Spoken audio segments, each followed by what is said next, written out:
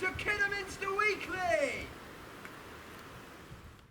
I'm James Taylor, joined by my partner behind the camera, Matthew Harmon. Every week we are going to bring you a little insight into life in the wonderful place that is Kidderminster.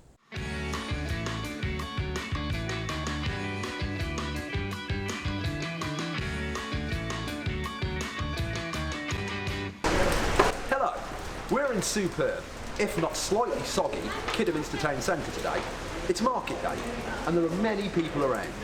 We're here to ask the question, should the sale of fireworks be banned to the general public in favour of organised displays only? Personally, yes. You know, people with the pets, you know. Personally, I've got 2 dogs now and petrified.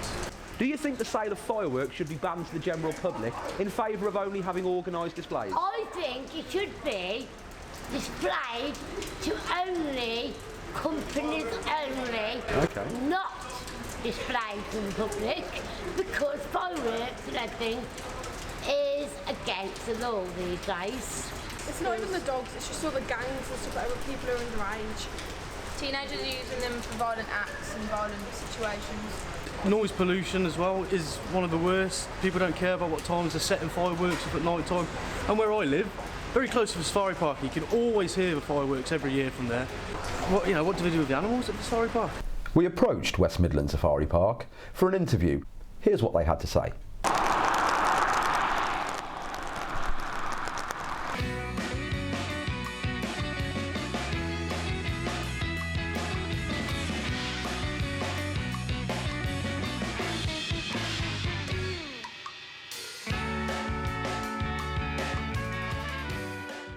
I do come from a part of the world, in the north of Ireland, where fireworks were banned for many years, and it was very sad for people seeing fireworks in other countries but not in the north of Ireland. Very dark times, really.